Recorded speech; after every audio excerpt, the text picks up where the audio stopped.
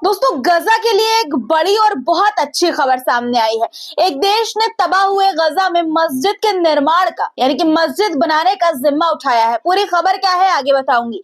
Zenin में Israel ने बहुत बड़ा हमला किया है, पूरे के पूरे मोहल्ले को जमीन दोज कर दिया है। अब तक का सबसे बड़ा हमला है, ये तस्वीरें आपको दिखाऊंगी। जेनिन के मेयर ने क्या कहा वो भी बताऊंगी। अमेरिका के पूर्व राष्ट्रपति डोनाल्ड ट्रंप ने गजा को खाली करने के प्लान और विवादित बयान जो उनके द्वारा दिया गया उस पर अरब देशों ने अब क्या कहा है ये भी बताऊंगी। क्या मिस्र ने अपने बॉर्डर पर हजारों टैंकों की तैनात कर दिया है ताकि जबरदस्ती पलायन को रोका जा सके गजा के लोगों का, ये भी आपको बताऊंगी। तस्वीरें भी आपको दिखाऊंगी। ईरान ने अब किस तरह दुनिया को अपना दम दिखाया है, वीडियो आपको दिखाऊंगी। और क्या इसराइल ईरान पर हमला कर सकता है ये भी बताऊंगी दोस्तों, इसलिए पूरा वीडियो जरूर देखिएगा। और दोस्तों वीडियो शुरू करने से पहले आपसे गुजारिश कि चैनल को सब्सक्राइब कर लीजिए, लाइक जरूर से कर दीजिएगा और कमेंट में अपनी राय भी जरूर लिखिएगा। चलिए शुरू करते हैं वीडियो। द लाइव टीवी, सच सबसे आगे। आदाब दोस्तों, मेरा नाम है मिसबाह खान और आप मुझे द लाइव टीवी पर देख रहे हैं। पिछले 1.25 साल से इस्राएली बमबारी ने गजा को एक खंडहर में बदल दिया, लेकिन इस बर्बादी के बीच एक उम्मीद की किरण अब जागी है। एक उम्मीद की किरण आई है। दुनिया के सबसे बड़े इस्लामिक देश इंडोनेशिया ने गजा में 100 मस्जिदें बनाने का ऐलान किया है। जी हाँ, जब दुनिया के बड़े बड़े देश चुप्पी चुपचाप बैठे हैं, तब इंडोनेशिया ने एक ऐसा कदम उठाया जो गजा के लिए नई रोशनी साबित होगा। गजा पट्टी में जो कुछ हुआ वो किसी से छुपा नहीं है, पूरी दुनिया देख रही है। इसराइल की बमबारी और जमीनी हमलों ने वहां के घरों, स्कूलों, अस्पतालों को तबाह कर दिया, पूरे इलाके को तबाह कर दिया है, पूरे शहर को तबाह कर दिया है। 1000 से ज्यादा मस्जिदों को भी मिट्टी में मिला दिया यानी कि शहीद कर दिया है इसराइल ने। इस जंग में हमास की सुरंगों को नष्ट करने के नाम पर पूरे गजा को खंडहर बना दिया है, जिसकी तस्वीरें भी मैं आपको लगातार दिखाती रहती हूँ। लेकिन अब सीजफायर के बाद हालात धीरे धीरे बदल रहे हैं। लोग अपने उजड़े घरों की ओर लौट रहे हैं, लेकिन वहां जिंदगी की बुनियादी जरूरतों की भी भारी अभी कमी मौजूद है।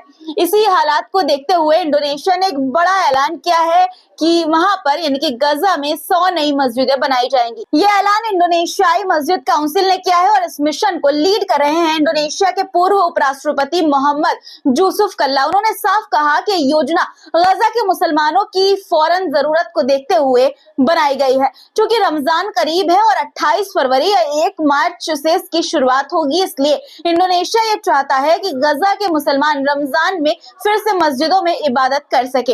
अब पहले फेज में 10 अर्ध स्थायी मस्जिदें बनाई जाएंगी, फिर इसे बढ़ाकर 100 किया जाएगा। और खास बात यह है कि इंडोनेशिया के मुसलमान भी इस मिशन में बढ़ चढ़कर मदद कर रहे हैं यानी कि हिस्सा ले रहे हैं। मोहम्मद यूसुफ कल्ला ने बताया कि इस मिशन को पूरा करने के लिए गजा के स्थानीय अधिकारियों से बातचीत भी चल रही है ताकि निर्माण कार्य जल्द से जल्द शुरू किया जा सके। अब दोस्तों वेस्ट बैंक से आई एक बहुत बड़ी खबर आपको बताती हूँ। गजा के बाद अब ऐसा लगता है कि वेस्ट बैंक का नंबर है। इसराइल वेस्ट बैंक को भी गजा बनाना चाहता है। जो तस्वीरें सामने आई है उसे देखकर ऐसा मालूम पड़ता है कि इसराइल ने जेनिन शहर को मलबे में बदल दिया है, पूरे के पूरे मोहल्ले जमींदोज कर दिए हैं। इसराइली सेना का अब तक का सबसे बड़ा हमला जेनिन पर किया गया है। वीडियो में आपको सबसे पहले दिखाना चाहती हूँ, उसके बाद आपको बताऊंगी कि मेयर ने क्या कहा है। देखिए आपके स्क्रीन पर किस तरह से तबाही के निशान है, धुआं ही धुआं आपको नजर आ रहा होगा हर तरफ। एक और तस्वीर देखिए दोस्तों, 2 तस्वीरें आपको स्क्रीन पर नजर आ रही होंगी, दोनों में देखिए किस तरह की तबाही मचाई गई है इसराइल द्वारा जेनिन में। दोस्तों जेनिन के मेयर के मुताबिक उन्होंने एक न्यूज चैनल से बात करते हुए ये कहा कि अब तक का सबसे बड़ा हमला है, इसे गजा पट्टी में जो हुआ उसकी नकल माना जा रहा है। यानी कि इस्राएली सेना इस शहर को गजा की तरह पूरी तरह से यानी बर्बाद करने पर तुली हुई है। अगर ये हमला जारी रहा तो जेनिन पूरी तरह वीरान हो सकता है। मेयर ने आगे ये कहा कि 50% इलाकों में पानी, खाना और बिजली नहीं बची है। इस हमले के बाद से सैकड़ों लोगों के घर ध्वस्त कर दिए गए हैं। मेयर का यह भी कहना है कि अगर तुरंत हस्तक्षेप नहीं हुआ तो जेनिन पूरी तरह से तबाह हो जाएगा। जेनिन के लोग अब पूरी दुनिया से यानी कि दोस्तों मदद की गुहार लगा रहे हैं, लेकिन हाल बिल्कुल वैसा ही है जैसे गजा की तरह हुआ था। कोई भी मदद को आगे नहीं आ रहा है, कोई इसराइल को रोकने में कामयाब नहीं हो रहा है।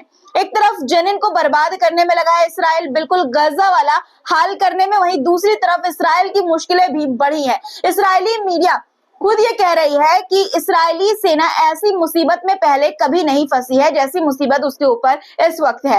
लेबनान से लेकर सीरिया और गजा तक हर जगह पर संघर्ष बढ़ रहा है। आप जानते ही हैं इस बात को। इसराइल का ये कहना है अब कि उसकी सेना को अब पूरी तरह से दोबारा तैयार करना पड़ेगा। लगातार युद्ध से इसराइली सैनिक थक चुके हैं और अब एक नए रणनीतिक बदलाव की जरूरत पड़ रही है। अब आप सोचिए कि अगर पूरी सेना को बदला जाएगा, बदलाव किए जाएंगे, तो इसराइल इस दौरान कमजोर भी हो सकता है। यानी कि बहुत बड़ी दुविधा इसराइल के लिए इस वक्त खड़ी हो गई है। दोस्तों, एक ऐसी खबर भी आई है जिसके बाद अब सवाल ये भी उठ रहा है कि क्या अब इसराइल की नजर ईरान पर है। खबर यह है कि इसराइल ईरान के खिलाफ बड़ी साजिश रच रहा है। अमेरिकी सीनेटर ग्राहम ने इसराइल से ये कहा है कि ईरान के न्यूक्लियर प्रोग्राम को अभी खत्म कर दो वरना बाद में पछताओगे। यानी कि हमला करने के एक तरह से ये बात कही जा रही है। अब इसराइल ईरान पर भी हमला करने की योजना इसके बाद, हो सकता है कि सलाह के बाद बना सकता है। अगर ऐसा हुआ तो पूरे जो मिडिल ईस्ट है, मध्य पूर्व है, वो एक बड़े युद्ध में फंस सकता है। आपको क्या लगता है कि इसराइल ईरान पर हमला करेगा या नहीं? वहीं दूसरी तरफ दोस्तों, ईरान ने अपने राष्ट्रीय अंतर्राष्ट्रीय टेक्नोलॉजी दिवस पर 3 नए सैटेलाइट और एक बैलिस्टिक मिसाइल लॉन्च किया है। ईरान के राष्ट्रपति मसूद पेजेश्कियान ने इसे देश की ताकत और दुश्मनों को कड़ा संदेश बताया है। इससे यह साफ हो गया है कि ईरान किसी भी खतरे से निपटने के लिए कमर कस चुका है। ईरान की रक्षा शक्ति किसी भी हमले का मुंह तोड़ जवाब देने के लिए तैयार है। तस्वीरें देखिए कि किस तरह की तस्वीरें जब लॉन्चिंग हुई तो सामने आई। क्या अब इन तस्वीरों को देखने के बाद दोस्तों यही सवाल अब उठता है कि क्या अब ईरान पूरी दुनिया को नई चुनौती देने के लिए तैयार है? ईरान लगातार अमेरिका और इसराइल को अपनी इन एक्टिविटी से टेंशन में डाल रहा है, टेंशन देने वाला कदम उठा रहा है। आपकी इस पर क्या राय है, कमेंट में लिखिएगा। अब सीरिया की बात करते हैं दोस्तों। सीरिया की सेना ने एक बार फिर से अपने कदम पीछे खींच लिए हैं। जी हाँ, पीछे खींच लिए हैं।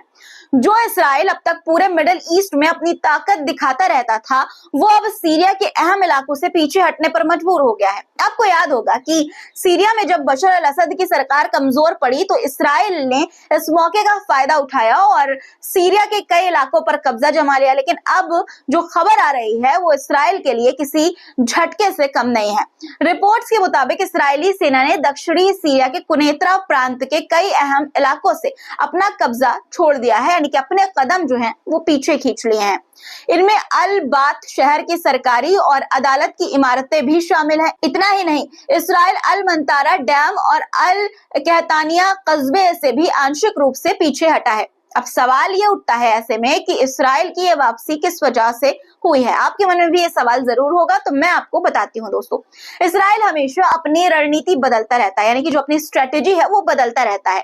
अमेरिकी मीडिया रिपोर्ट्स का ये दावा है कि भले ही इसराइल कुछ जगहों से पीछे हटा हो, लेकिन उसने गोलान हाइट्स के उन इलाकों में 2 नए मिलिट्री बेस बना लिए हैं जो इसराइली कब्जे में नहीं थे, यानी कि अपना कब्जा उसने बढ़ाया है।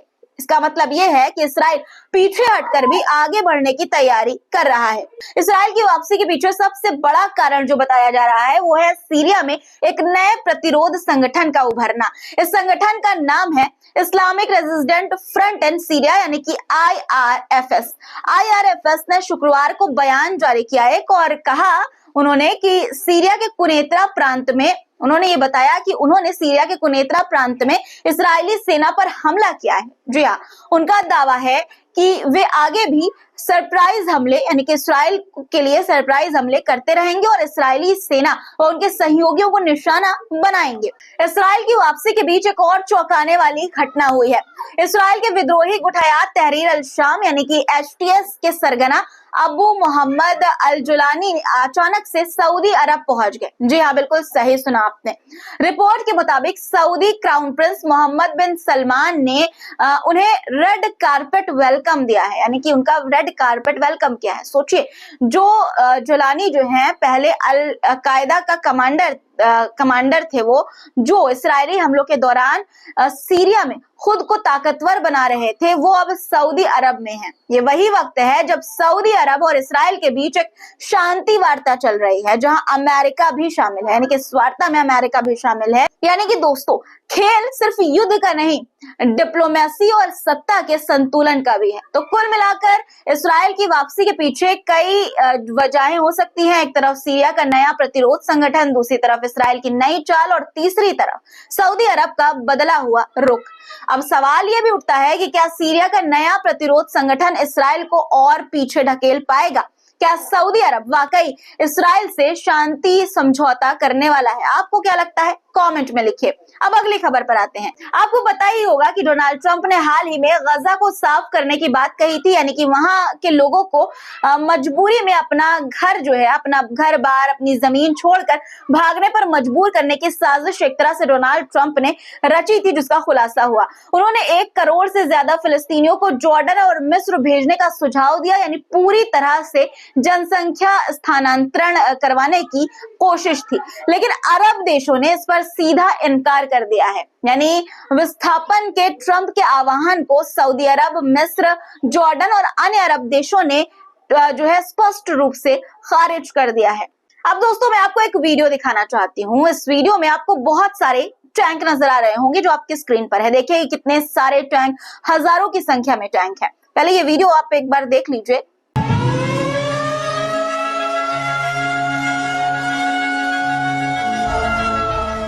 दरअसल ये वीडियो जो है वो काफी वायरल है और इसे लेकर ये दावा किया जा रहा है कि मिस्र ने गजा सीमा पर हजारों टैंक तैनात कर दिए हैं। ये दावा अमेरिका के पूर्व राष्ट्रपति डोनाल्ड ट्रंप के उस बयान के बाद सामने आया है जिसमें उन्होंने फिलिस्तीनियों को गजा से निकालकर मिस्र और जॉर्डन भेजने की बात कही थी।